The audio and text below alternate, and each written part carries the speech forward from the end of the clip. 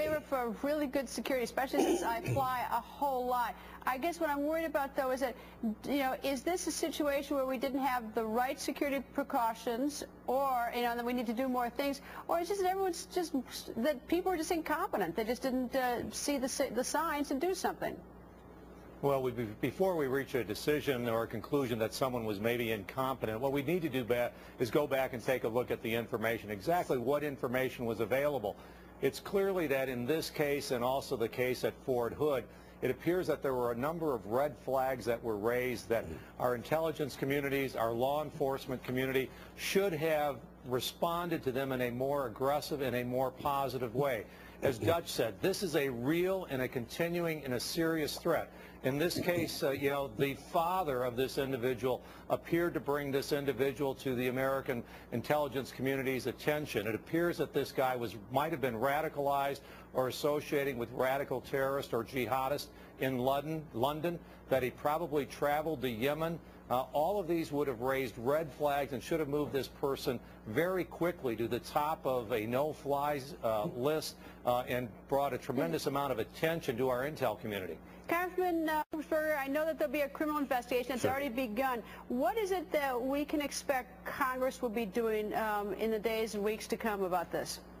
Well, the first thing, Homeland Security Committee on the House side will have a hearing to look at all the facts and make a determination on what we need to do in the future to make sure this doesn't happen. Remember, this is the second time that we've had an incident where we might have lost lives and had an attack, first with Reed and now with respect to the gentleman here today, Abu, whatever his name is. I haven't been able to pronounce it right yet.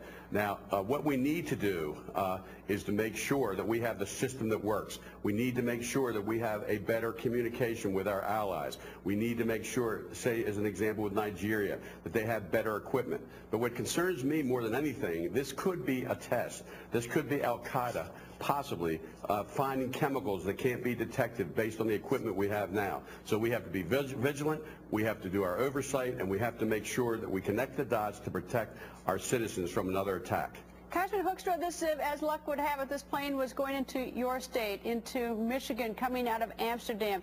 Do you have any sense, or can you tell us what kind of agreements that America has with these foreign countries in terms of security, because that's where they originate? What's the deal?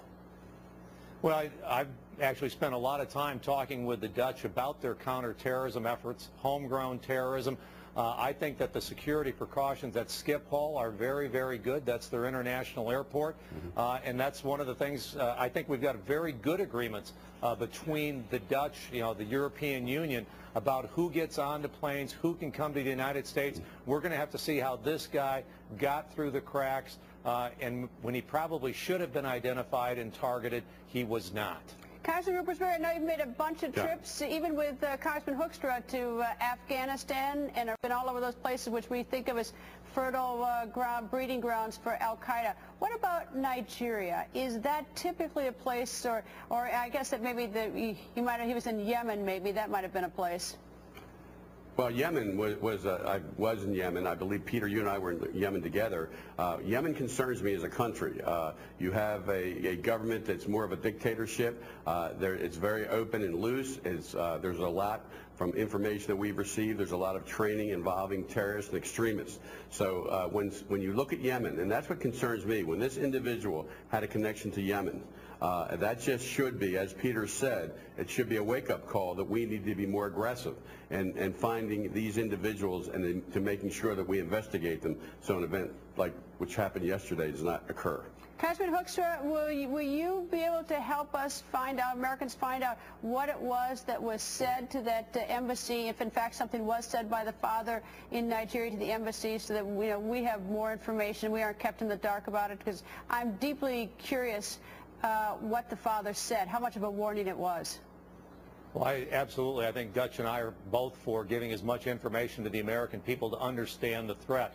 We want to know what happened through the security precaution, the security system. I want to learn more about what this threat is that is emanating from Yemen. Al-Qaeda has a global reach, but each one of the franchises, whether it's Al-Qaeda in Pakistan or Afghanistan, has different objectives. Has the franchise in Yemen decided that part of their plan is they want to attack the United States of America. You know, the influence of al-Awlaki and these types of things. They're saying our objective and our measurement of success is of whether we're going to have a successful attack against the United States. They came very, very close yesterday. We're going to have much more with both congressmen right after this break. And still to come, what's next, suspect? Hookscrow, why aren't these lists sort of all, I mean, I would think that we could, all these lists be merged together. The computers are smart enough and fast enough that they could quickly identify people on the various lists, and even we could put peculiar data into the database saying like no luggage, all cash or something. Oh, I think that's exactly right. The technology exists to be much more sophisticated in how we search these lists, how we screen passengers. The key point is, you know, putting the markers on who needs to be on the list, what behaviors will trigger further inspection and those types of things. Because just as Dutch said, just as our intelligence community and our information gathering have improved over the years since 2001, the target has become much more difficult. You know, in 2001, we were looking at a core al-Qaeda group that was very sophisticated or had a certain level of sophistication that allowed them to coordinate the attacks of 4 planes on one day. Now we're seeing the evolvement of the nature of the lone wolf, the person who is radicalized and acts on their own behalf, on their own initiative. The individual involved in the attacks on Friday is probably loosely affiliated with al-Qaeda in that he was radicalized, he embraced the ideas and the values of al-Qaeda, may have received some materials and some coaching from them, but was not necessarily a part of their core group. It's much harder to identify those last 2 groups of people.